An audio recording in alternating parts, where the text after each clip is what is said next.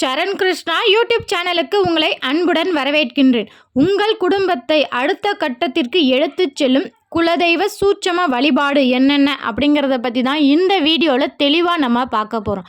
நம்ம சேனலில் உள்ள வீடியோவை ஃபஸ்ட் டைம் நீங்கள் பார்க்குறீங்க அப்படின்னா மறக்காமல் நம்ம சேனலை சப்ஸ்கிரைப் பண்ணி வச்சுக்கோங்க. நம்ம சேனலில் தொடர்ந்து குலதெய்வ பதிவுகள், ஆன்மீக தகவல்கள் வந்து கொண்டே இருக்கும். வாங்க வீடியோக்குள்ளே போகலாம். ஒரு சிலரோட வாழ்க்கையில் பார்த்திங்கன்னா ஒரு படி எடுத்து வச்சு அது 4 படி ஏற்றத்தில் முடியும். இன்னும் ஒரு சிலரோட வாழ்க்கை பார்த்திங்கன்னா ஒரு படி எடுத்து வைக்கலான்னு முயற்சி செய்யும்போது அது 2 படி இறக்கத்தில் முடியும். ஏன் இந்த வித்தியாசம்? ஏன் ஒரு சிலருக்கு குலதெய்வத்தின் அனுகிரகமும் குலதெய்வத்தை இந்த மாதிரி சூட்சம முறையில் வழிபாடு செய்கிறதுனாலையும் அவங்களுக்கு என்றைக்குமே ஏற்றம் அப்படிங்கிறது மட்டும்தான் இருக்கும். உங்கள் வீட்டுக்கு பக்கத்துலேயே இருக்கலாம், இல்லை உங்கள் குடும்பத்திலேயே யாராவது குலதெய்வத்தை இந்த மாதிரி முறைப்படி அதிகமாக வணங்கும் போது ஒரு சில முறைகளை அவங்க தனியாக செய்வாங்க. நான் குலதெய்வ கோயிலுக்கு போனாலே இந்த முறையில் தான் வணங்குவேன், இந்த பொருட்கள் கட்டாயம் எடுத்துகிட்டு போவேன் அப்படின்னு அவங்க சொல்லுவாங்க. ஏன்னா அந்த பொருட்கள்லாம் குலதெய்வத்திற்கு மிகவும் பிடித்தமான பொருட்கள். நம்ம விருப்பத்தோடு செய்யும்போது குலதெய்வத்தின் பரிபூர்ண அருள் நமக்கு கிடைக்கின்றது. நம்ம எடுத்து வைக்கிற ஒவ்வொரு படிக்கும் குலதெய்வத்தின் அருளால் ஏறுமுகம் மட்டுமே அவங்களுக்கு கிடைக்கின்றது. நான் சொல்கிற இந்த சூட்சம முறைகளில் நீங்கள் எதெல்லாம் கடைபிடிக்கிறீங்க, இனிமேல் எதெல்லாம் கடைபிடிக்க போகிறீங்க அப்படிங்கிறத மறக்காமல் எங்களோட கமெண்ட் செக்ஷனில் ஷேர் பண்ணிக்கோங்க.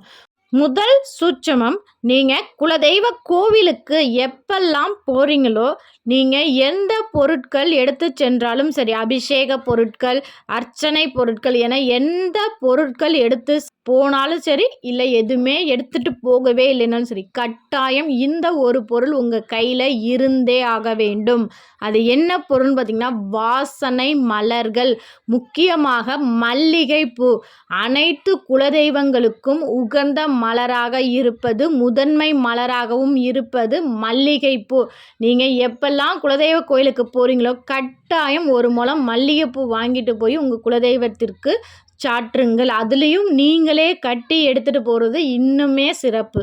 இரண்டாவது சூட்சம வழிபாடு, நீங்கள் குலதெய்வ கோவிலில் ஒரு சிலருக்கு குலதெய்வ படம் வீட்டில் வைக்கக்கூடாது அப்படிங்கிறது அந்த காலத்துலேருந்து இன்ன வரைக்குமே பலருமே குலதெய்வ படம் வைக்கலாமா வேணாமான்னு ஒரு சந்தேகம் இருக்குது. ஒரு சிலருக்கு வைக்கக்கூடாதுன்னே அந்த கோவிலில் சொல்லிடுவாங்க. ஏன்னா குலதெய்வம் முக்கிய தெய்வமாக இருக்கிறதுனால படம் வைக்கக்கூடாது. என்ன கேட்டிங்கன்னா தாராளமாக எல்லார் வீட்லேயும் குலதெய்வ படம் அப்படிங்கிறது வைத்து தாராளமாக வழிபாடு செய்யலாம். அப்படி உங்கள் கோயிலில் குலதெய்வ படம் வைக்கக்கூடாது அப்படின்ட்டாங்க, அதேமாரி எங்கள் வீட்டில் வைக்க முடியாது அப்படின்னு நினைக்கிறவங்க, இல்லை குலதெய்வம் தெரிஞ்சவங்க, குலதெய்வ படம் வச்சுருக்கவங்க கூட இந்த வழிபாடை நீங்கள் செய்து பாருங்கள். கண்டிப்பாக கை மேலே பலன் கொடுக்கும். நல்ல ஒரு பாசிட்டிவிட்டி உங்கள் வீடு ஃபுல்லாக நிறைஞ்சிருக்கும். அது என்னன்னு பார்த்தீங்கன்னா, ஒரு 3 விரலி மஞ்சள் வாங்கிட்டு போய் உங்கள் குலதெய்வத்திடம் வச்சுருங்க. அப்படியே குலதெய்வம் மடியில் வைக்க சொல்லிவிட்டு நீங்கள் பொங்கல் வச்சு படையல் போட்டு சாமிக்கு அனைத்து வழிபாடுகளையும் முடித்த பிறகு சாமிகிட்ட அந்த மஞ்சளை திருப்பி கேட்டு அதில் 3 மஞ்சள் நீங்கள் கொடுத்தீங்க பார்த்தீங்களா, அதில் ஒரே ஒரு மஞ்சளை மட்டும் நீங்கள் வாங்கிட்டு வந்து உங்கள் பூஜை அறையில் ஒரு மஞ்சள் துணியில் அந்த மஞ்சளை கட்டி அதற்கு மஞ்சள் குங்குமம் வைத்து அதை உங்கள் குலதெய்வமாகவே பாவித்து வணங்கி வாருங்கள். கட்டாய குலதெய்வத்தின் பரிபூரண அருள் உங்கள் பூஜை அறையில் நிலைத்து இருக்கும். மூன்றாவது சூட்சம முறை, இன்னுமே பலரும் இந்த முறையை கையாண்டு கொண்டே இருக்கார்கள். இதில் பலரும் அடைந்து கொண்டே தான் இருக்காங்க. தங்களோட வியாபாரத்திற்காக பயன்படுத்தக்கூடிய நோட்டு புத்தகங்கள், கணக்கெழுதக்கூடிய அந்த நோட்டு புத்தகங்களில் முதல்ல குலதெய்வ கோயிலில் வச்சு பொங்கல் படையல் போட்டு சாமி கும்பிட்டுட்டு அந்த பூஜை போட்டதுக்கப்புறம் தான் அந்த நோட்டு புத்தகங்கள் கணக்கெழுத எடுத்துகிட்டு போவாங்க. நிறைய தோட்டம் துறவு வச்சுருக்கவங்க, அவங்க இப்போ ஒரு வாழைத்தோப்பு வச்சுருக்காங்கன்னா அந்த வாழைத்தோப்பில் கிடைக்கிற முதல் வாழைத்தார குலதெய்வ கோயிலில் வச்சு வணங்கி அந்த குலதெய்வத்திற்கு படைத்த பிறகு தான் அடுத்து போய் அறுவடை செய்கிறாங்க. அதே போல் ஏலக்காய் வியாபாரி தனக்கு வர முதல் அந்த வருஷத்தில் ஒரு தடவை போய் அறுவடை பண்ணி அந்த எடுத்துகிட்டு வர்ற முதல் ஏலக்காயில் சுவாமிக்கு ஏலக்காய் மாலை கோத்து அது சுவாமிக்கு படைத்த பிறகு தான் அடுத்து போய் அந்த வியாபாரத்தை தொடங்குறார். இது போன்று தங்களோட வியாபாரத்திற்கு செய்யக்கூடிய முதல் விஷயத்தை குலதெய்வத்திற்காக செய்துடுறாங்க. நான் தொழில் ஆரம்பிக்கிறேன், நான் உன் பிள்ளைம்மா, நீ இந்தாம்மா எனக்கு துணை, இந்தாம்மா முதல் காணிக்க உனக்கு தான். அவங்களுக்கு தொழில் எல்லாமே அபிவிருத்தி ஆகிட்டே இருக்குது. தொழில் ரொம்ப விருத்தியாகுது, வருமானம் நிறையா வருது, அறுவடை நிறையா ஆகுது.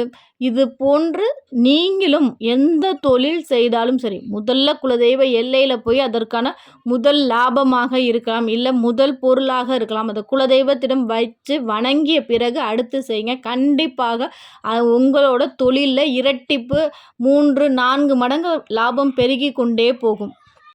ஒரு சிலர் கேட்கலாம், நாங்கள் குலதெய்வத்தை நிறையா வணங்குறோம், வருஷம் போகிறோம், நீங்கள் சொல்கிற மாதிரி நாங்கள்லாம் மல்லிகை பூலாம் போய் சாத்துறோம், விளக்கு ஏற்றுறோம், ஆனாலும் எங்கள் குடும்பத்தில் கஷ்டம் அப்படிங்கிறது இருந்துக்கிட்டே இருக்குது, அடுத்த கட்டத்திற்கு எங்களால் போக முடியல, நாங்கள் என்ன பண்ணுறது அப்படின்னு கேட்டிங்கன்னா, உங்கள் குலதெய்வ கோவில் வருடாந்திர பூஜைக்கு மட்டும்தான் அனைத்து விஷயங்களும் நடக்கின்றதா என முதலில் விசாரிங்கள்.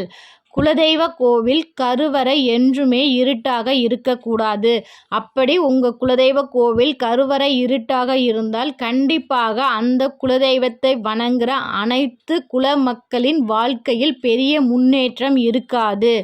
அதேபோல் குலதெய்வத்திற்கு ஒரு நாளைக்கு ஒரு முறையாவது நெய்வேத்தியம் அப்படிங்கிறது வைத்து ஒரு முறையாக பூஜைகள் அப்படிங்கிறது நடந்தே ஆகணும். அப்படி குலதெய்வ கோவிலில் அங்கே குலதெய்வம் சந்தோஷமாக இருந்தால் மட்டுமே குலதெய்வத்தை வணங்குற குலமக்களாகிய நம்மளோட வாழ்க்கையும் சிறப்பாக இருக்கும். மற்றொரு சூட்சம முறை, குலதெய்வத்தை நீங்கள் வீட்டில் வணங்கும் போது தனித்துவமாக உங்கள் குலதெய்வத்திற்காக தனியாக தீபம் ஏற்றுவதாக இருக்கட்டும், பௌர்ணமியில் குலதெய்வ வழிபாடு செய்யும் போதாக இருக்கட்டும், இதெல்லாம் நீங்கள் தொடர்ந்து வீட்லேயும் செஞ்சு பாருங்கள். நல்ல மாற்றம் கட்டாயம் நிகழும். இதை நான் சொல்லி செஞ்சவங்களோட வாழ்க்கையிலையும் நிறைய மாற்றங்கள் நிகழ்ந்திருக்கு. தெரியாதவங்க இன்னுமே செய்ய ஆரம்பிங்க.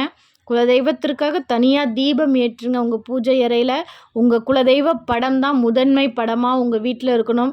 மாதம் பௌர்ணமியில் குலதெய்வ வழிபாடு வீட்டில் செய்யுங்க. குலதெய்வ கோயிலுக்கு போக முடிந்தாலும் கட்டாயம் போங்க. கண்டிப்பாக இந்த சூட்சம முறைகளை நீங்கள் பின்பற்றி பாருங்கள். கண்டிப்பாக உங்கள் வாழ்க்கையும் அடுத்த கட்டத்திற்கு செல்லும். இந்த வீடியோ உங்களுக்கு பயனுள்ளதாக இருக்கும் என்ற நம்பிக்கையில் மற்றொரு வீடியோவில் சந்திக்கிறேன். இந்த வீடியோ உங்களுக்கு பிடிச்சிருந்தால் லைக் பண்ணுங்கள், ஷேர் பண்ணுங்கள், மறக்காமல் சப்ஸ்கிரைப் பண்ணுங்கள். சரண் கிருஷ்ணா யூடியூப் சேனல். நன்றி, வணக்கம்.